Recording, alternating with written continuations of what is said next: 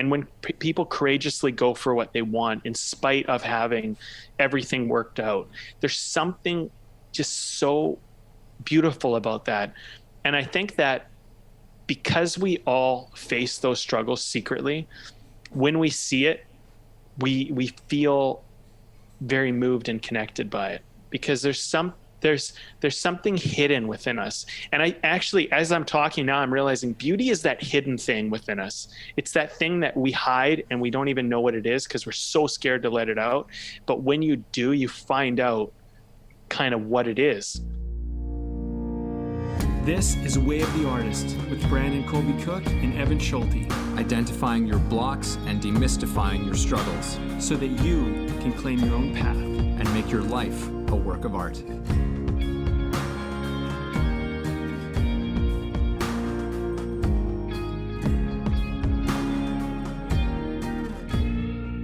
Hey, podcast people, we got an episode and it's remembering the necessity of beauty.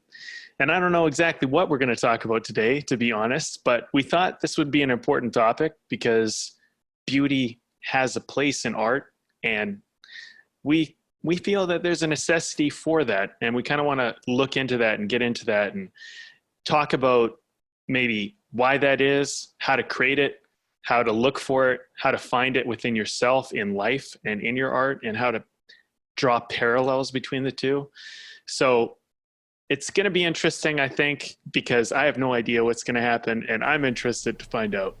Yeah, no, we just kind of decided to jump into this one and forego a lot of our usual preamble that we go through, which is kind of like a throwback to our old podcast, the B&E podcast, where we used to do our Not So Serious Sunday, where we just start talking and see what happens. But I think that there's a lot of substance to go on here with the topic of beauty, simply because it's something that kind of popped up a little while ago, and I was like, have we even talked about that as a direct, as a direct subject?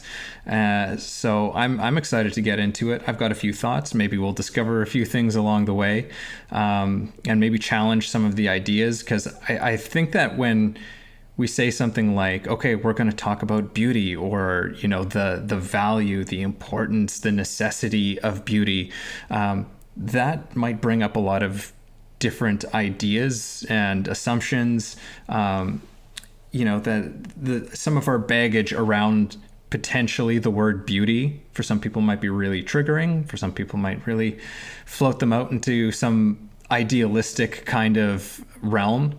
And beauty, I think, is something that stretches across more things than we might think about.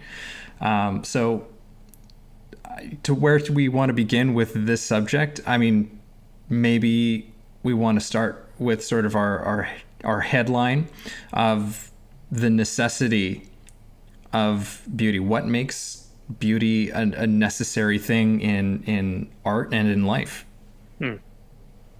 I think that there's an infinite number of ways to take this, and I don't know if we're going to be able to cover them all, honestly.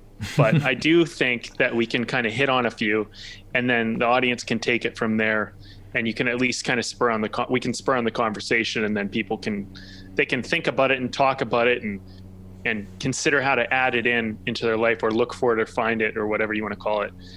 A thought that came up to my mind, I'm very visual, and I always think in terms of filmmaking and showing an image and creating a scene. And something that I thought of when we were talking about, just briefly, about the necessity of beauty in art and in life, I was thinking about like this very apocalyptic scene, just fire and damage and everything's burned, and it's just like super like just dark and like terrible, and then you see this flower like growing out of the soil. And to me, that would be such a beautiful image, and what does that beauty say? You know what I mean? It says like life. And then when you see all this death around and you see life in the middle of all that, there's something really beautiful about that. And I think that there's a necessity for beauty, because life can be so bleak and so dark for us at times. And this is everybody. and everybody has to face this in some way, in some form throughout their life. And I think that those little bits of beauty are kind of what make it a point to continue. It's what makes it purposeful. And I think art is something that transcends the bleak, terrible side of life. And I'm an optimist and I'd say a pretty positive person for the most part, but I'm also in touch with the dark side of myself and with humanity and with life. And I think beauty is kind of the thing that juxtaposes that. And I think that's why it's so necessary, because you can only go as dark as you're willing to find the light. And sometimes it's the darkness that's the beauty. It's not the light. You know, sometimes the light is ugly. And we often kind of refer to things like, this apocalyptic side is like, oh, this devastation is so ugly. But sometimes it's what's built, and it's this dystopia that's so ugly, but yet it looks so beautiful on the surface. But when you really understand what made it, it's so ugly. And beauty kind of has this way of kind of separating things, separating one thing from the next and helping you see it. Because if everything was all the same, we would see nothing. There's so many things that you said that I want to touch on, and I probably, like you said, like there's no way we're going to be able to talk. Like beauty is one of those things that I think is probably an endless conversation. But I think what really strikes me about some of what you said is that there is this really deeply philosophical nature to beauty. Just the idea of beauty, of where beauty can not only be found and witnessed, but also how beauty can be created. How we can look for it or we can not. And I think that, in sort of reference to why I really like the idea of putting remembering in the title of this episode is because, like you're saying, I think that in our day and age, we can become so hung up on the materialistic side of things, and we can get sort of very much rooted into just sort of almost a survivalist mentality. It's or a brutalist mentality, like everything's brutal, everything's hard, and that for me is a reflection of a life that doesn't have a lot of beauty in it, or at least a life that's not recognizing or creating beauty. So I think there's kind of an interesting thing of like, there are these elements of how beauty is kind of moves through all of these different spaces. It can move in dark spaces, it can move in light spaces, it can move in, again, just like being struck by something, but it's also something that, we can create potentially. I mean, there's a whole kind of can of worms that we could go down there as far as artistry and how do you know the thing that you're creating is beautiful or not. But that's something that's really fascinating to me, in that like there are a few ways that beauty can be expressed. But what's interesting to me is that no matter how it's expressed, it has a quality to it that we can recognize. There is a quality to it. It's hard to describe exactly what that is, because it's not cut and dry, and it's not always the same. And one sunset is different than another sunset, and what makes that sunset more beautiful to you than this sunset, and that question in and of itself can open up an entire world inside of you. Something I've been doing all summer is I sit out on my deck and I get these beautiful, beautiful sunsets out the back of but sometimes they're better. And I'm like, why is this sunset better? And why is this one not as good? And I asked myself that question. And I started to realize that it's not the clear sky that makes the most beautiful sunset. It's often the cloudy sky, because what'll happen is when the sun is setting, it's reflecting back up off the clouds, or the light, the way it hits the clouds creates a different set of colors that come across the sky, and this makes it even more beautiful. And there's days where it's a little bit foggy or hazy, and that dampens it, and I can see the city, you know, like as I look on and the mountains and all of this stuff. And some days they're more clear and some days they're not. And I think an artist needs to ask those questions. What is it about this that pulls me in? What is it about this that I find attractive, that I find beauty in, that makes me want to look at it or want to study it or want to understand it? And I think when you have a curiosity about beauty that's beyond the superficial things, like what you're told you're supposed to like, when it's an investigation, that's like it's something you can only answer within yourself. And you know, I'd like to pose the question that we don't know what beautiful is. We only think we do. And the wisest artist would say, I don't know what beauty is, but I want to know. I want to discover it. The ignorant artists would say that they know and that they could put it in something. But when you're saying making a film, you can have all these ideas of what you think should happen, and you can have this really strong vision, but it often isn't until you get there and you have to deal with the elements that something incredible can come out. And I know you've seen this with acting as I have, and it's something that is almost spontaneous in and of itself. Mm-hmm. And as much planning and ideas that you have about it, it's kind of a discovery. And I think, like, even when my best writing in storytelling, it's always a discovery. It's like, I think I know the scene I'm writing, and then something happens, and then that's the thing, and that's beautiful. Now, what is that? You know, and I think that's what artists need to ask. That's why we need to remember. It's like, I'd almost say we need to remember that we're looking for this and we don't know what it is. And we need to remember that we don't know what it is, because the moment you think you know what beautiful is, you stop looking for it. And that's where the death of it is.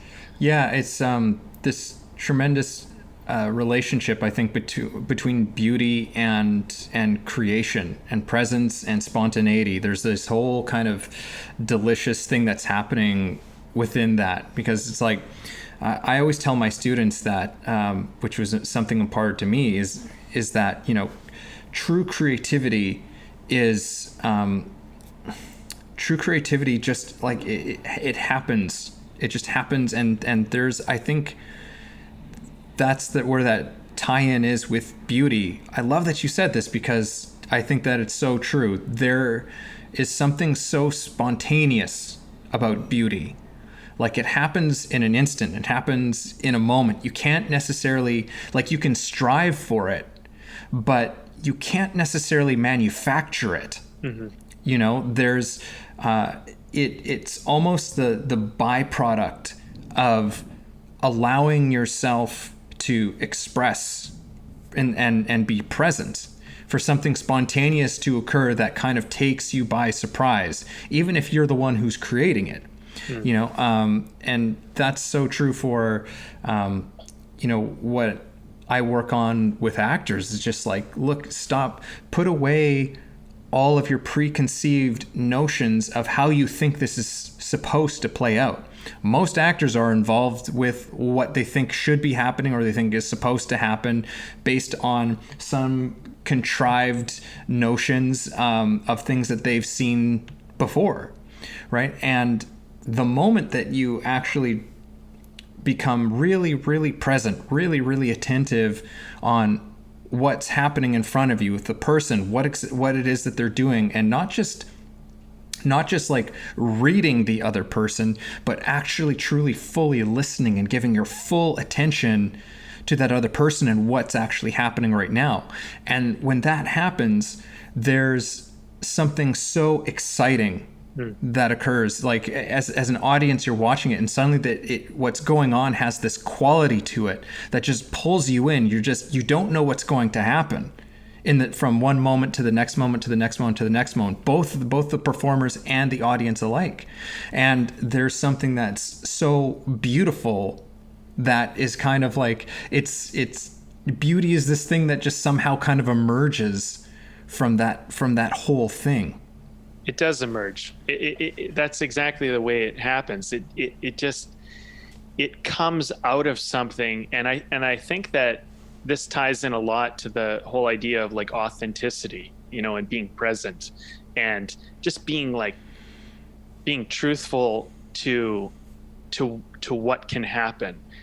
Things that are controlled, they can have the illusion of beauty, but they don't strike you as much as something that actually is in its like roots spontaneously beautiful.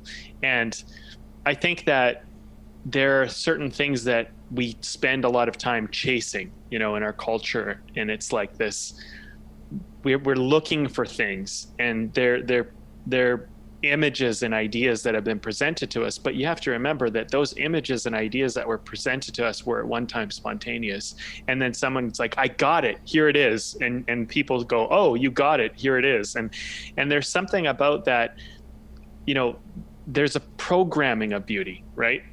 I think that people think they want things that they don't really want because they've been told over and over again that they should want them. And you have a program running to like look for that. And you go, well, that's what beauty is, because that's what I was told beauty. I don't know how many people have actually sat back and really asked themselves, like, what is beautiful? Why is this beautiful? Why do I think it's beautiful? What about this brings something out of me? Because here at the end of the day, I wholeheartedly believe that all beauty is just a projection of what's inside you already. So if you see beauty, you're projecting what's inside of you. But if you're projecting what's inside of you and it's not really you, it's only what you think you are, you're not really getting in touch with you.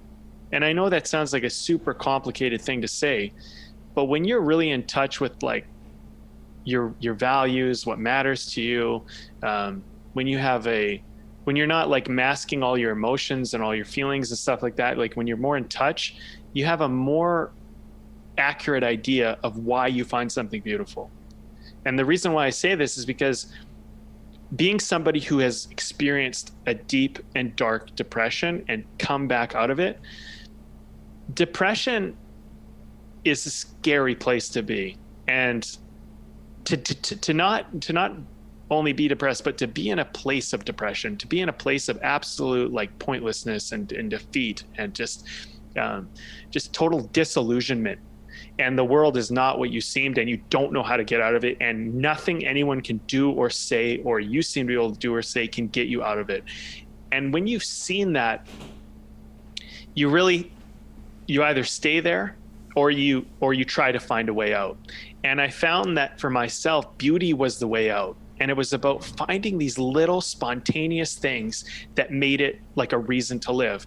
And a silly little thing, just for example, was, and this is so fucked up to say, but like there's a point where it was like, well, why am I even alive? Like, and I think this is a fair question for anybody to ask at any point. You don't even have to be depressed, but why are you alive? But you're like, why am I alive?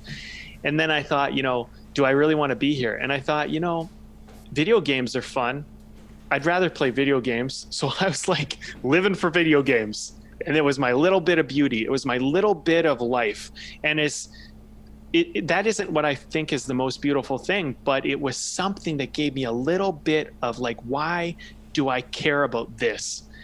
And what I found out was that video games gave me a sense of control that I didn't have in my normal life. And I felt like I could control things. So I realized, hey, basically, I like this because I have some sense of control. The beauty of video games for me was it gave me a sense of control. So all I had to do was figure out how to get a sense of control in my life outside of video games. And then that was the building step towards climbing out of a depression. So I think that there is an answer within these things that strike you, these things that make you kind of go, hey, I'm noticing this. And I think you got to keep going deeper. You don't want to keep it at the surface. You got to keep digging in. You know, and then you can start to find your way through like a very dark thing. And that's the beauty is your light in that, you know?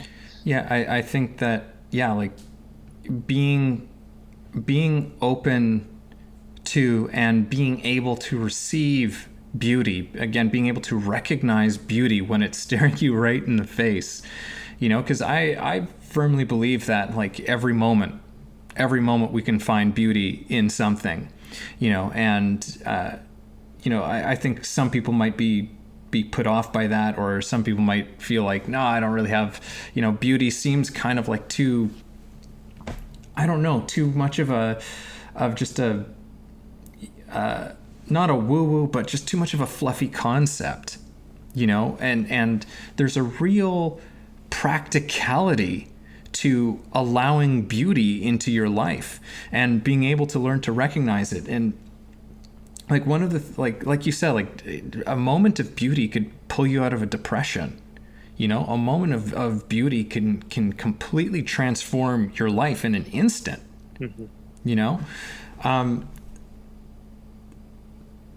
It's interesting. I think that beauty is this thing that comes about as a result of conditions. There are sometimes just certain conditions where beauty may emerge or beauty may be recognized. A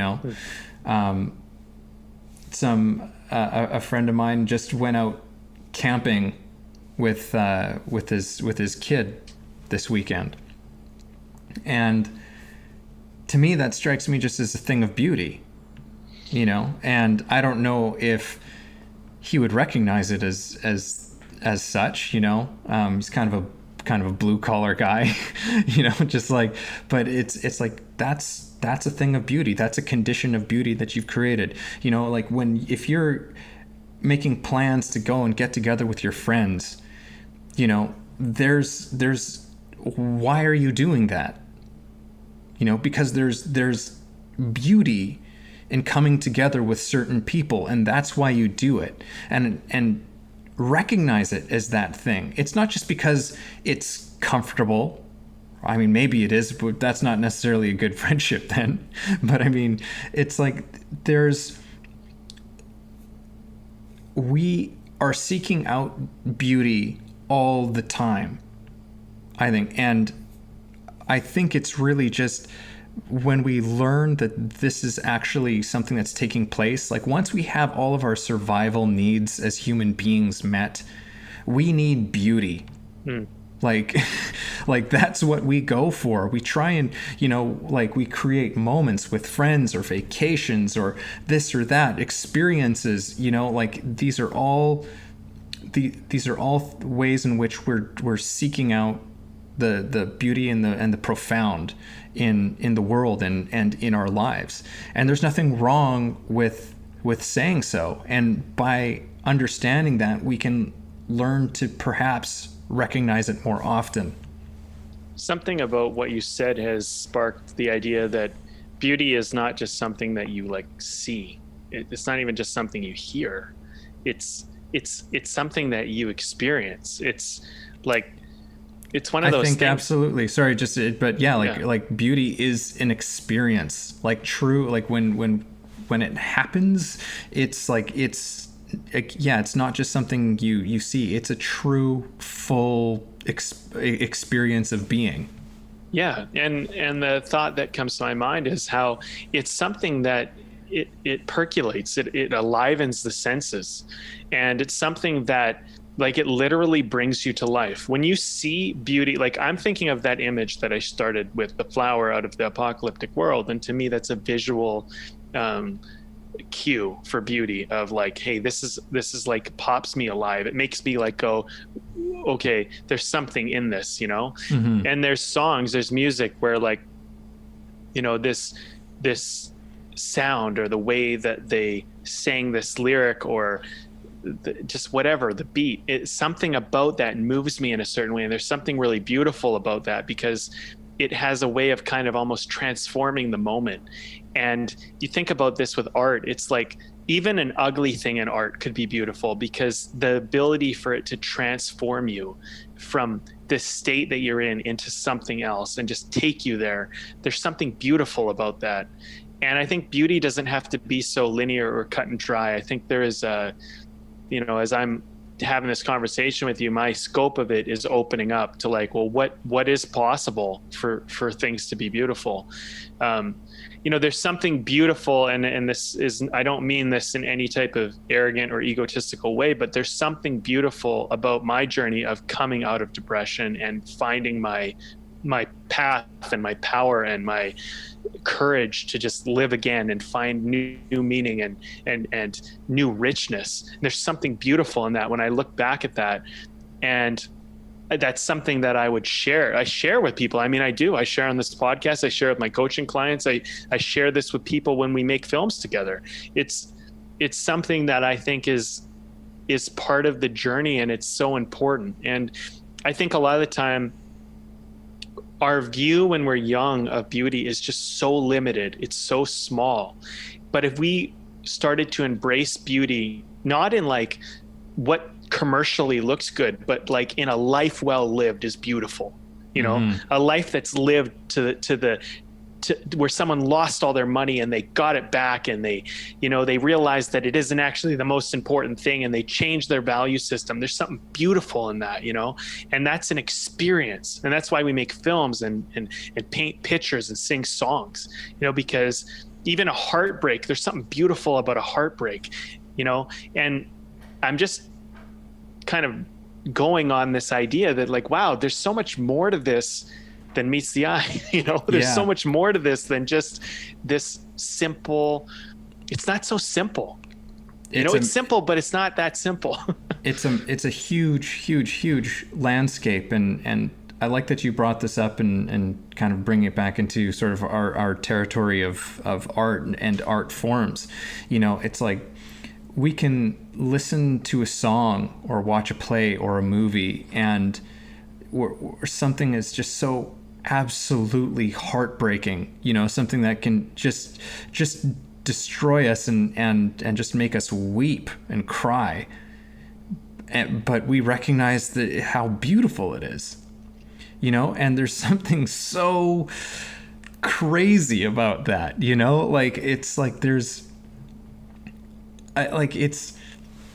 something that's you can't even articulate what that is, what that thing is, like, I mean, we can try, like there's the recognition of humanity in someone and something else, but like it's in artistry, great artists learn to show the beauty of the entire human experience, and it's quite something that we can recognize that that's even a possibility.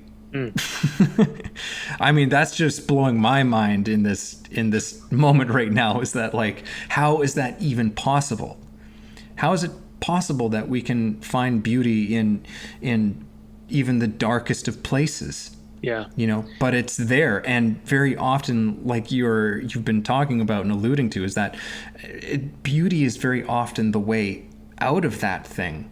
When we can find, it's like you go down and down into the depths. And this is actually a very common device in a lot of old stories and myths. It's like people ascend to the abyss, into the darkest of places, and they find something down at the bottom. They find the flower, they find this, piece of gold. There's something that they then return to the world with, in that space.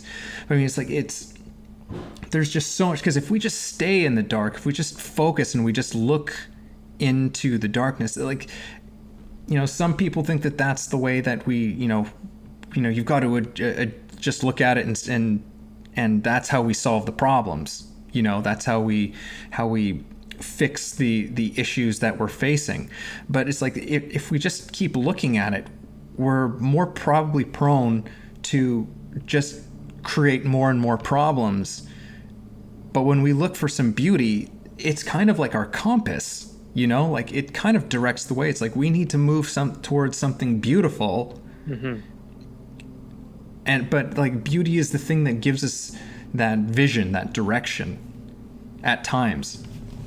I think a lot of the time it is what gives you direction. And I think that sometimes your direction and your like Geiger counter and your compass is askew and it's off, and you're looking for beauty in the wrong places in a very superficial and just shallow way. I think I know I've done it. I know that I've gone for things or gone after things because I thought they were great. And as I've gotten older, I've begun to see that those things don't really matter as much. And I think it's part of the journey of looking for beauty. Like, I think that many young people, and this is just my guess and observation, but I think many people in their early stages of their journey, and some people I don't think they even get out of it, but I think they look for very shallow, superficial signs of beauty and they try to chase that down. And some people never push themselves hard enough to get close to it, to know that that isn't beauty.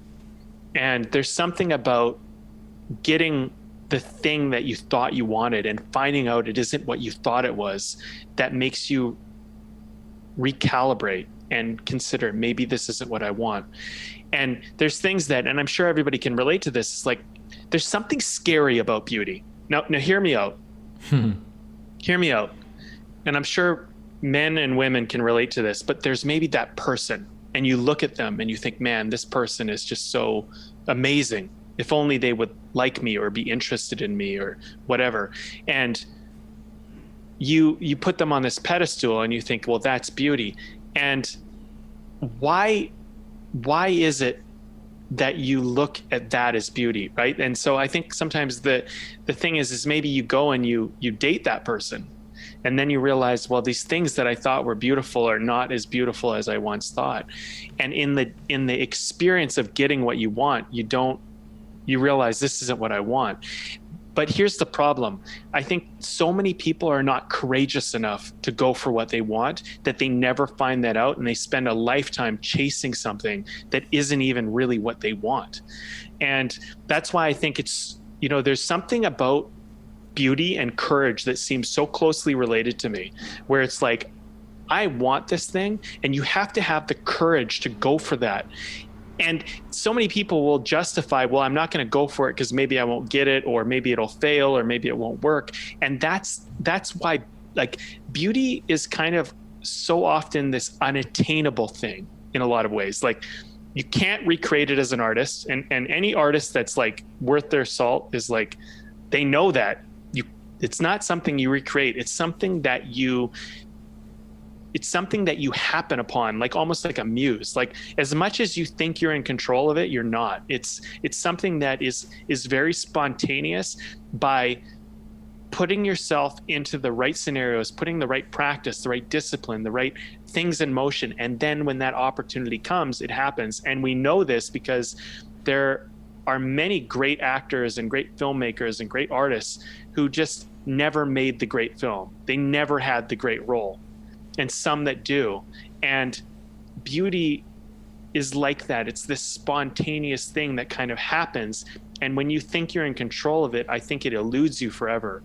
And when you recognize that you're at the mercy of it, that it's this powerful, almost like this beast that you got to confront, and you got to, and I don't think people think of beauty this way, but I think it's like one of those things where it's scary to say, I want to pursue my dreams. It's scary to say, I want to be a millionaire, multimillionaire, billionaire. It's scary to say, I want to date this person that's way out of my league. That's the beast. And that's where beauty exists. It exists in that realm of the unattainable, in the scary world. And there's a lot of like people that keep beauty at this distance, and they never quite go out to reach it. And it just always stays as this distance, it always stays and it never really changes. But when you reach for it, it might not be it, but then beyond it, that might be it, and that's the journey of an artist in a way. They keep reaching and they keep trying. And then eventually, if they're lucky enough to continue and have enough courage, they'll stumble upon something quite incredible that people will consider a beautiful work of art. Yeah, there's a tremendous vulnerability that comes along with it. And what you're saying, I just saw this little talk Ethan Hawke, and he was talking about creativity. It was a fantastic little video. But he was sharing like a story of the poet Ginsberg. I can't remember his survivor. It's like his last name Ginsberg, famous poet. Yeah. And he did this performance where he, like, I can't remember exactly what it was, but it was so strange and so unusual. But he was in another part of the world, and he comes back to New York, and people are laughing at you. You know, like, what were you thinking? Like, what people are laughing at you, like they think that you're a fool for what you did. And he was just like, that's my job. Like, this whole thing of like, his job is to play the fool sometimes. And there's something about, like, when I'm talking about vulnerability, it's like, yeah, like, there's beauty.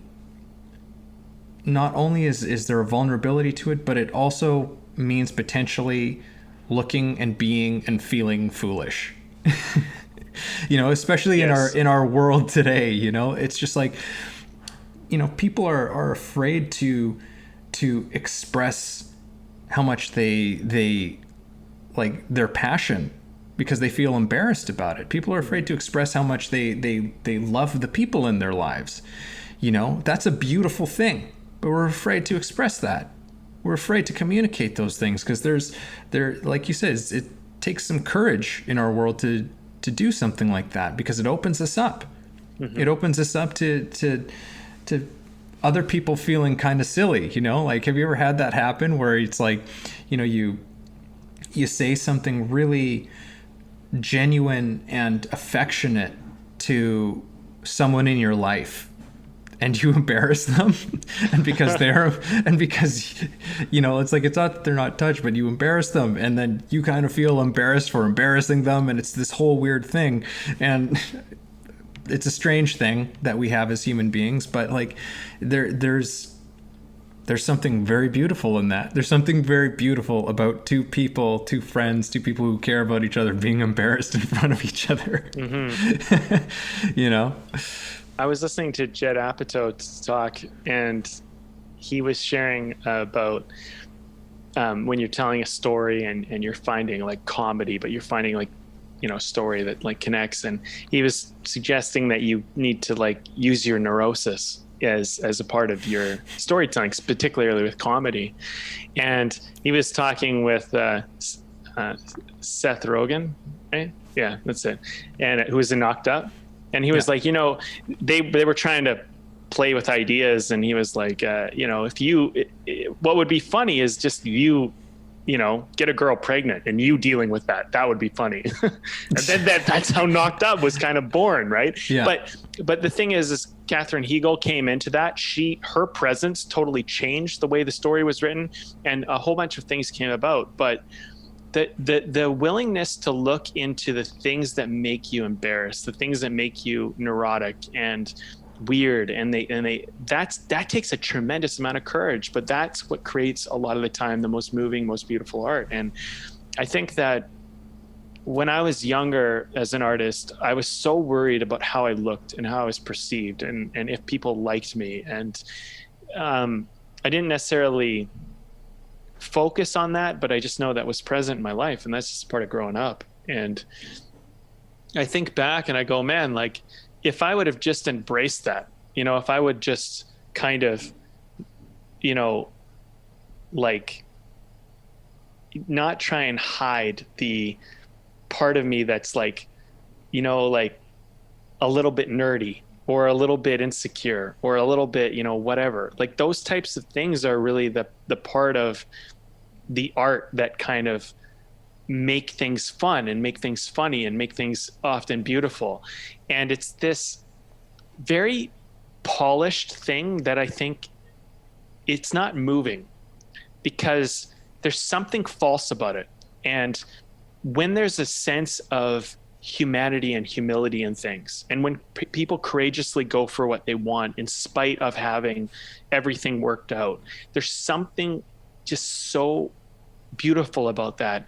And I think that because we all face those struggles secretly, when we see it, we feel very moved and connected by it, because there's something hidden within us. And I actually, as I'm talking now, I'm realizing beauty is that hidden thing within us. It's that thing that we hide and we don't even know what it is because we're so scared to let it out.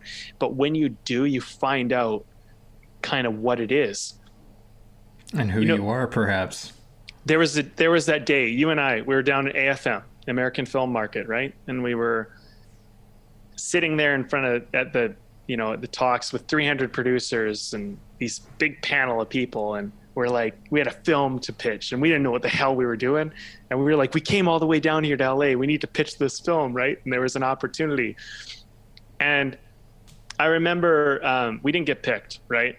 And we threw our heart, that was hard. Even throwing our cards in the hat that they were passing around to possibly get picked was scary in and of itself. But I remember we didn't get picked, and I remember being so scared to get picked, but then at the same time, like wanting to. And then we didn't, and I remember just being super disappointed that we didn't. And I was like, wow, there's something in that. And then a few people went up, and one of the producers at the table was like, at the panel, was like, okay, let's give a few more people a shot. And I remember thinking, fuck, this is the opportunity. And he's like, who wants to pitch their film? And I just stood up, like I didn't even think about it. I stood up and put my hand up, and he's like, you. And I was the first one picked out of the crowd, and you and I had to go up and pitch. And I'm like, well, you're along for the ride, Evan, so we're doing this. No, I remember I remember looking at you and just being like, oh God, Brandon, what have you what have you done? What have you done? Yeah. But I mean, that we went up there, we didn't pitch perfect. We made some mistakes, we learned some things, but because we chose to like do that, right? That made our whole week there such an interesting experience, because people saw us on stage and we got approached by so many people, and that opened so many doors. And I mean, like, we don't need to name drop, but like we went to like dinner with like a famous writer that we both respect, and that was so cool. But that just came out of us putting ourselves out there. Had we not done that, we wouldn't have had those experiences. And there's something beautiful about just risking it, of just trying. And you kind of fail and you stumble and you don't do it perfectly, but something in that is just like so exhilarating. And I think that might seem like it's off the topic of beauty, but I think that's what beauty is. Mm-hmm. I think when I look back on my life, if I was on my deathbed, I'm still looking back on it right now, but like if I was looking back on it and just thinking about how I lived, that would be one of the moments I'd be like, I'm glad I did that. I'm so glad that I did that. That's just like, I've told people that, it's inspired them. They, it's one of those stories, and I'm like, I lived that. That wasn't just made up. I didn't just make up that story. That's like, that was something that happened in our lives, and we got to live that. And I'm sure other people have had great things even greater than that, but like, that's where the beauty is, man. It's just like going for it. And it's a scary, like humbling, like courageous place, I think, that we want to live in. Yeah. I mean, I'm going to disagree with one little thing that you said there. It's like, I don't know if there's any real judgment of beauty on this thing. It's like, oh, there's things that are more beautiful. It's like beauty is beauty. Like I'm sure that each and every single one of us can, we can remember specific moments that were just so extraordinarily beautiful, which probably goes along with something that was extraordinarily meaningful as well. But I mean, beauty is beauty, no matter where it is, how it happens, and I think that's something that I'm realizing in this conversation, is that like, beauty is something that happens, and it happens to you. It's like you can be involved in how that happens, but there is an element of it kind of happens to you. Right. And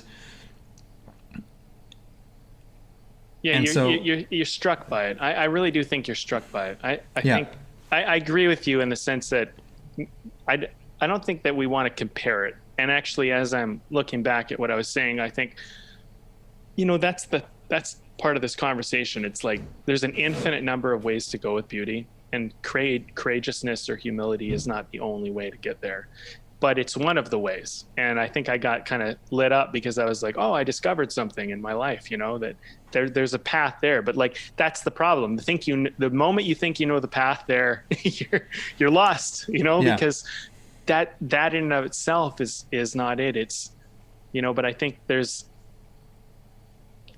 something about that is involved with it, but that's not it. And that's kind of the thing though, but you need to be able to see it. You need to be able to recognize it. That's your responsibility, because it could be everywhere, but if you're not able to see it, then you just think it's nowhere. Mm-hmm. There's something about me that recognizes beauty in that. So that's what's important. Not that in and of itself is beautiful. It's that I see beauty in it. And that's the thing I think that I'm kind of trying to pull from this conversation is like, well, why do I see beauty in that? Why does that matter? Yeah, there's something. Oh, that's a whole crazy rabbit hole. It's like a whole crazy rabbit hole of just like, it's made beautiful because of I, as the experiencer, make it beautiful, and it's not beautiful unless I'm there to be part of it. Uh-oh. Oh God. Well, let's venture down that real quick, because I think that's an important thing you just brought up. Yeah. You as the experiencer, I as the experiencer, like, we make our own heaven or hell. We make it by what we see in it. Like, the world is how you look at it.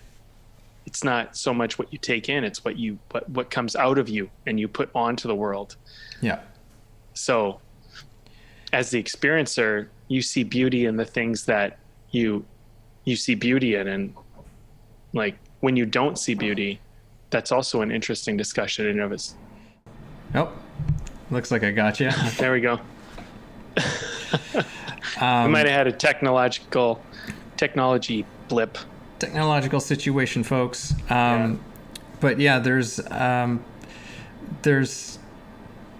whole different level that I hadn't even thought of or considered, which is that there's beauty there's this level of in which like it's created always through the person who is perceiving it. There's this beauty is this one thing. It's a coming together of the person who's experiencing it and the person and the it's like where the subject and the object come together, so to speak. This is getting really kind of a weird thing, and maybe we'll have to revisit this concept at another time, because I'm just like, oh God, this is a big rabbit hole.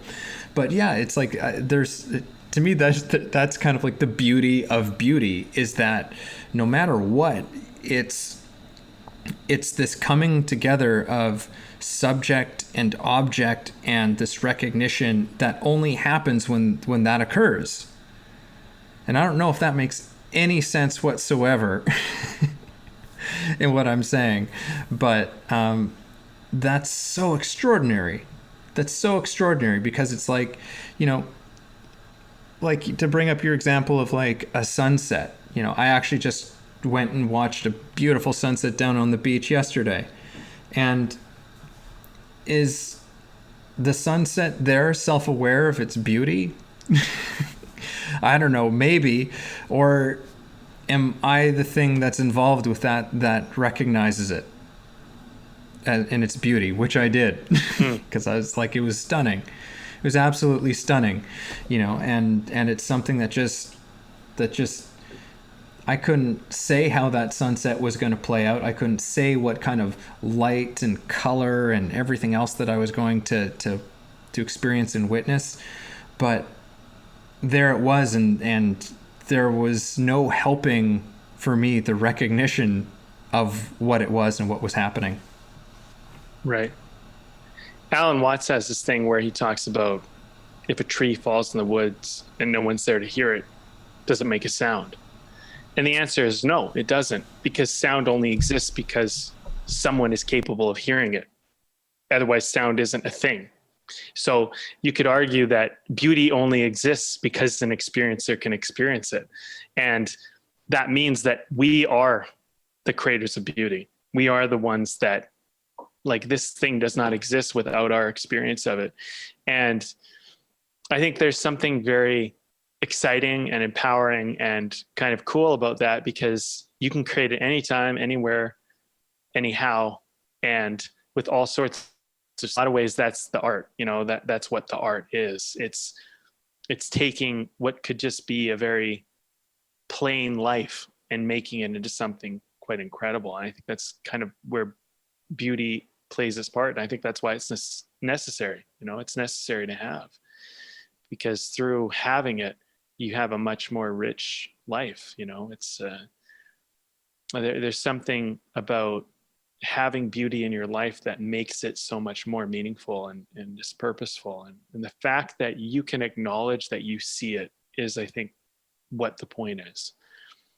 Because you can see beauty in such simple things. They don't have to be very complicated. They can be such little details that are to go so unnoticed by everyone. And I think the artist can take sometimes the things that people don't notice, and they can bring those to this whatever medium that they have, the performance, and through that others get to experience it. And I think that it is spontaneous in the sense that you notice it because you don't know what you're looking for until it spontaneously hits you.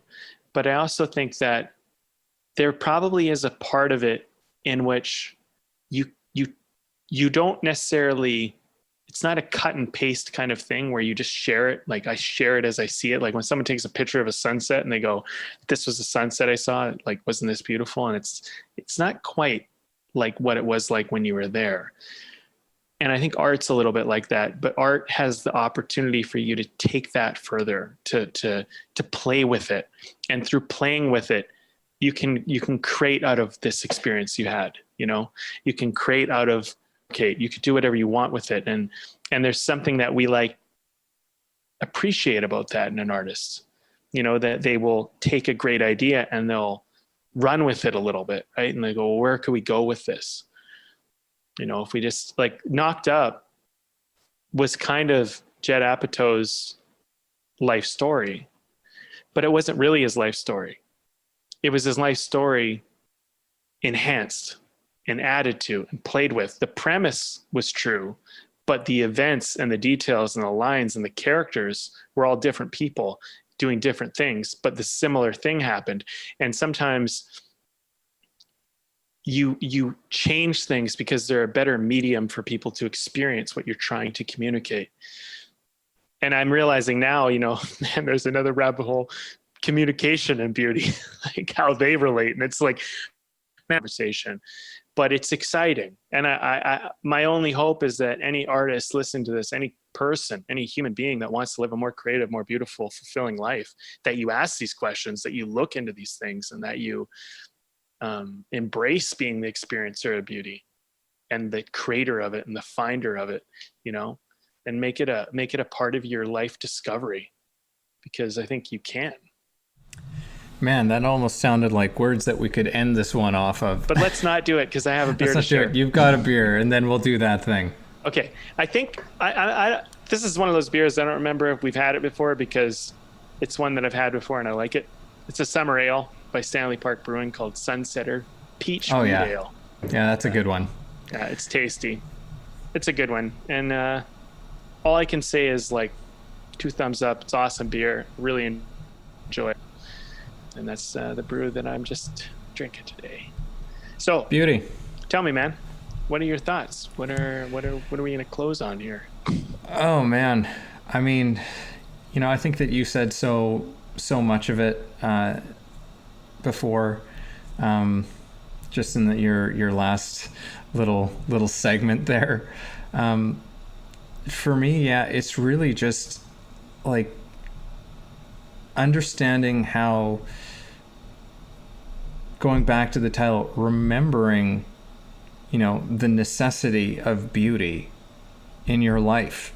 Surround yourself with beauty, and understand that surrounding yourself with beauty, it doesn't necessarily mean, going off into the forest or going and looking at sunsets or whatever it is. It can mean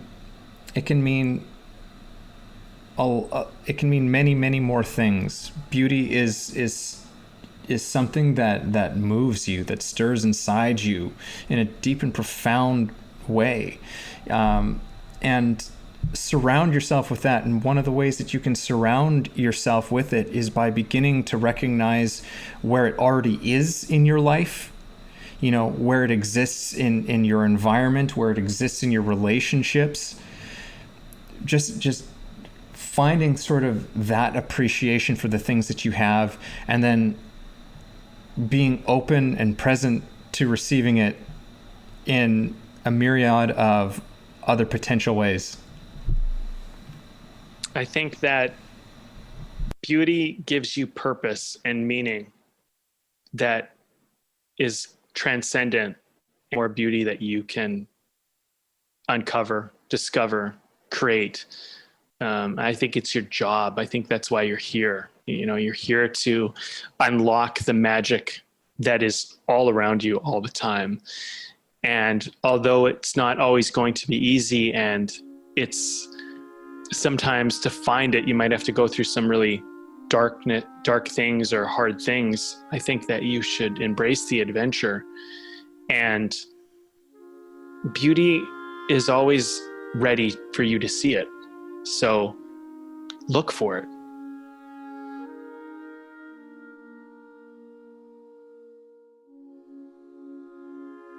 Thanks for listening to the show. If you got something out of this, if you feel it improved your life or your journey in any way, please take a moment to subscribe, leave a review, or share the episode. You can also support us on Patreon, where we have tons of great bonuses. You are the ones that make the show possible and help us to thrive. Thank you for joining us.